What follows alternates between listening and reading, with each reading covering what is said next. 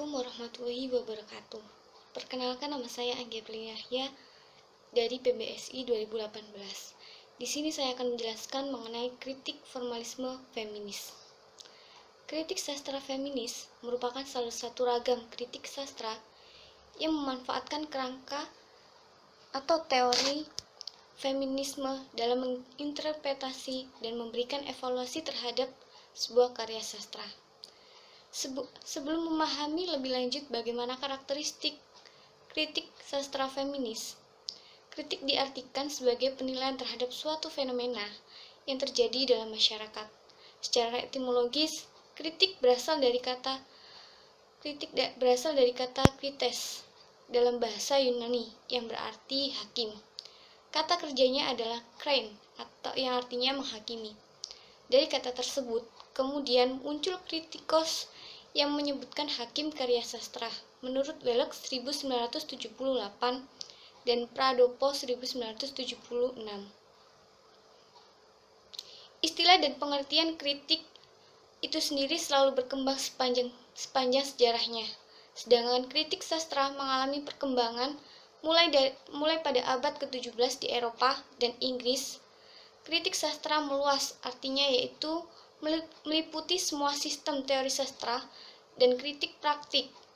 Kritik sastra baru dikenal sejak 1920-an dan lebih mengacu pada pengertian yang dikemukakan oleh Habib Yassin yang pernah mengajar di Fakultas Sastra Universitas Indonesia dan yang mendirikan majalah Sastra Horizon dan menulis kritik sastra terhadap karya-karya sastra yang terbit pada periode 1960 sampai 1970-an. Kata feminisme sendiri memiliki sejumlah pengertian. Seperti menurut HUM 2007, feminisme menggabungkan doktrin persamaan hak bagi perempuan yang menjadi gerakan yang terorganisasi untuk mencapai hak asasi perempuan dengan sebuah ideologi transformasi sosial yang bertujuan untuk menciptakan dunia bagi perempuan. Sedangkan lahirnya kritik sastra feminis tidak dapat dipisahkan dari gerakannya. Dari gerakan feminis yang pada awalnya muncul di Amerika Serikat pada tahun 1700-an. Di awal telah dikemukakan bahwa kritik sastra feminis dalam paradigma perkembangan kritik sastra feminis dianggap sebagai kritik yang bersifat revolusioner, yang ingin mengembangkan wacana yang dominan yang dibentuk oleh suatu tradisional yang bersifat patriarkis.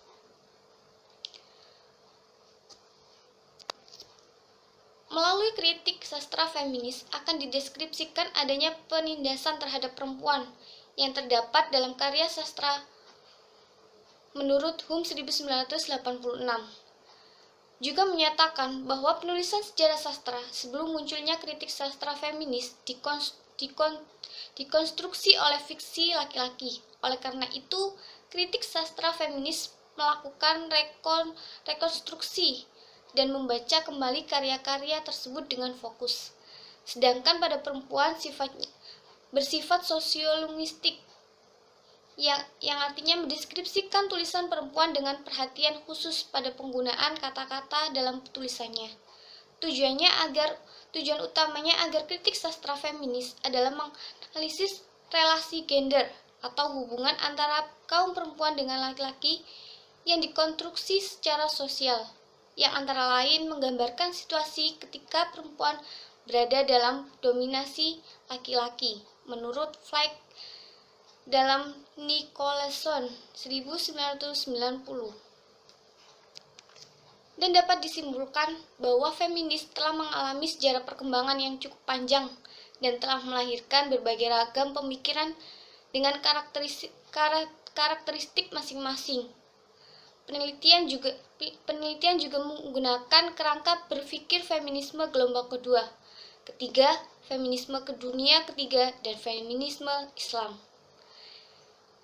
Di sini saya akan mengambil contoh penerapan dalam analisis kritik sastra feminis dari cerpen Catatan Hati yang Cemburu, karya Asma Nadia.